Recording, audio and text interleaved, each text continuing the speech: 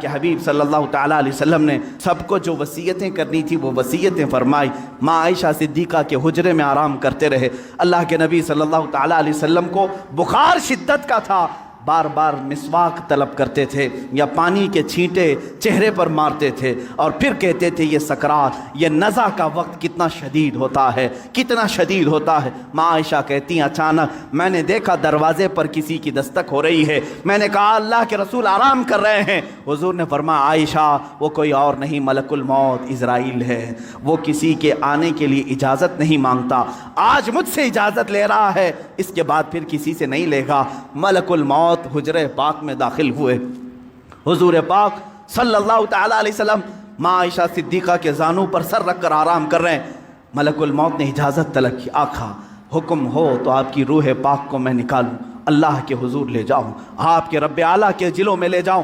رسول پاک صلی اللہ علیہ وسلم نے اس سے پہلے جانتے ہو کیا پوچھا تھا؟ میرا دل درد کرتا ہے.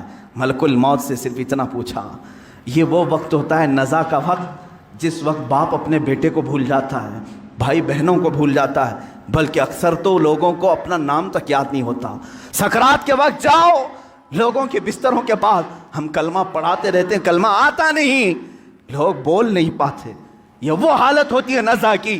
لیکن اس وقت میرے آقا صلی اللہ علیہ وسلم ملک الموت سے یوں کہتے ہیں اے اسرائیل، یہ جو نزع کا درد ہے کیا یہ درد میری امت کو بھی دیا جائے گا؟ کیا یہ سکرات کا درد میری امت کو بھی دیا جائے گا؟ ملک الموت نے کہا موت سے پہلے ہر ایک کو سکرات سے گزارا جائے گا. میرے آقا رو پڑے، واہ امتی ہی، واہ امتی، اے اللہ میری امت، اے اللہ میری امت، کیا وہ نزع اور سکرات کو برداشت کر پائے گی؟ رب تعالیٰ نے حکم دیا اے حبیب آپ غم نہ کریں، آپ اپنے امتیوں کو یہ بشارت دیں کہ جو ہر نماز کے بعد آیت الکرسی پڑھتا رہے ہے وہ دنیا میں رہے گا، اس کی روح اللہ فرماتا ہے میں خود قبض کروں گا، اسے احساس نہ ہو. رسول پاک صلی اللہ تعالیٰ علیہ وسلم حضرت عائشہ سے بات کر ہی رہے تھے، آخری جملے میرے آقا کے الصلاۃ الصلاۃ، نماز نماز، اور تمہارے ہاتھوں کے نیچے جو مزدور ہیں ان کا خیال کرو. اتنا کہا اور حضور پاک نے ہمیشہ کے لیے اپنی آنکھیں بند کر لی. میرے آقا کے لبہائے مبارک بند ہو چکے تھے. حضرت عائشہ کہتی ہیں میں بات کرتی رہی، میں بات کرتی رہی، میں یہ سوچ رہی تھی کہ حضور اب بولیں گے، تب بولیں گے. کافی انتظار کے بعد بھی حضور بول نہیں رہے تھے. اب وہ کبھی نہیں بولنے والے تھے ظاہری الفاظ. اچانک ابو بکر صدیق حجرے میں آئے، حضرت عائشہ باتیں کر رہی تھی. حضرت ابو بکر صدیق نے دیکھا، پیشانی مبارکہ کو بوسہ دیا اور انا للہ و انا الیہ راجعون پڑھا. حضرت عائشہ نے پوچھا کیا ہوا بجا؟ کہا بیٹی تجھے معلوم نہیں، تمہارے سر تاج، تمہارے رفیق حیات، ہم سب کے آقا و مولا اپنے رب اعلیٰ کے حضور جا چکے. حضرت عائشہ کہتی ہیں پہلی مرتبہ میں نے کسی کو اپنے سامنے روح قبض ہوتے دیکھا، میں تو یہ محسوس کر رہی تھی کہ حضور بخار کی وجہ سے چپ ہیں، پھر بولیں گے.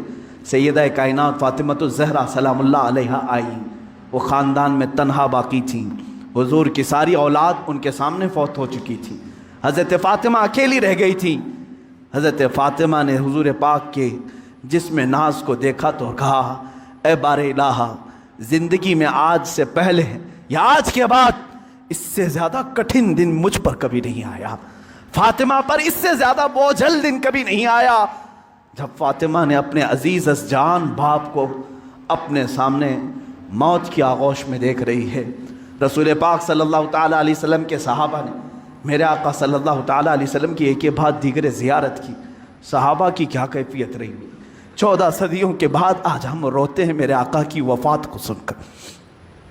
وہ آفتاب عالم ہمارے درمیان سے روپوش ہوا، وہ مہتاب رسالت غروب اگرچہ ہوا، لیکن آج بھی جب واقعات سنتے ہیں تو روتے ہیں. صحابہ کی کیا کیفیت رہی ہوئی؟ یہی کیفیت تھی. حضرت عثمان تو کسی سے بات کرنا ہی چھوڑ چکے تھے، انہیں کوئی اٹھاتا تو اٹھتے نہیں، بٹھاتا تو بیٹھتے نہیں. حضرت عمر کا حال یہ تھا کہ وہ ننگی تلوار نکال کر کہتے خبردار، اگر کوئی کہہ دیا کہ میرا رسول انتقال کر گیا میں اس کی گردن اڑا دوں گا. میرے حبیب کا انتقال نہیں ہوا، وہ اپنے رب سے ملنے کے لیے گئے، واپس آئیں گے. حضرت عمر مدینے میں اس طرح گھوم رہے تھے. عزیزان گرامی وقار، رسول پاک صلی اللہ تعالیٰ علیہ وسلم پیر کے دن انتقال فرمائے اور بدھ کے دن تک آپ کا جسم مقدس رکھا گیا۔ جماعتیں آتی رہیں، پڑھتی رہیں، ملائکہ نے جنازہ پڑھا۔ بدھ کے دن میرے آقا صلی اللہ تعالیٰ علیہ وسلم کو صحابہ نے اٹھایا اور اسی حجرے میں جہاں ماں عائشہ صدیقہ کا گھر تھا، حضور پاک صلی اللہ علیہ وسلم کی قبر مبارکہ کھودی گئی، لحد بنائی گئی جو ایل شیپ میں ہوتی ہے، حضور کو پسند تھی، لحد مبارکہ میں رکھا گیا۔ اترنے والوں میں حضرت علی بھی تھے، حضرت عباس بھی تھے۔ فرماتے ہیں جب قبر مبارک میں آخری مرتبہ رکھا گیا، صحابہ کا مجمع تھا، بھیڑ تھی، ایک آخری نظر اس آفتاب رسالت پر ڈال لیں، لیکن اچانک لوگوں نے دیکھا قبر کی تختیاں بند کرنے سے پہلے رسول پاک کے ہونٹ ہل رہے تھے۔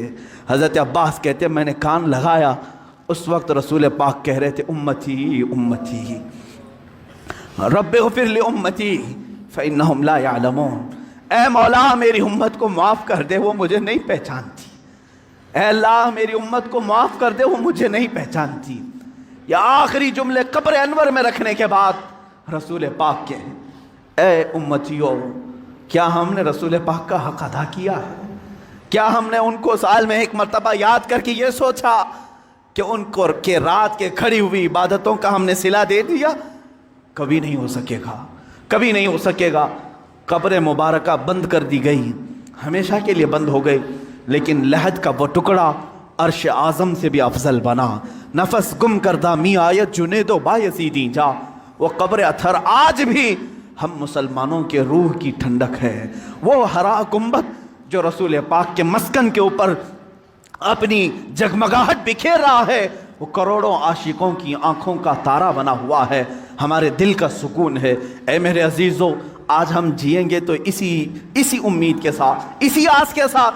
میرے آقا نے آخری وقت یہ بھی فرمایا تھا جو جس سے محبت کرے گا دنیا میں، قیامت کے دن اسی کے ساتھ اٹھایا جائے گا۔ اگر تم آج اپنے نبی پر جان و مال، اپنے ماں باپ فدا کرنے کی بات کرتے ہو، خوف نہ کرو، کل ہم اٹھائے جائیں گے تو ہمارے آقا کے ساتھ اٹھائے جائیں گے، ہمارے رسول کے ساتھ اٹھائے جائیں گے۔ لیکن جو لوگ مغرب کے دلدادہ ہیں اور دوسروں کی کیریکٹر کو اپنا کر کے اپنے آپ کو تباہ و برباد کیے ہیں، ان کو مبارک ہو، وہ انہی لوگوں کے ساتھ اٹھائے جائیں گے جو فرعون، حامان، شداد، قارون، ابو جہل، ابو لہب، ان گستاخوں کے ساتھ اٹھائے جائیں گے۔ اللہ رب العزت میرے رسول کی زندگی پاک کو جب تک رکھا 63 سال، وہ رحمت تھے، اور آپ کی وفات بھی امت کے لیے رحمت ہی ہے، رحمت ہی ہے، اور اللہ تعالیٰ ان کی برکت سے امت کو عذاب دینے سے محفوظ رکھا ہے۔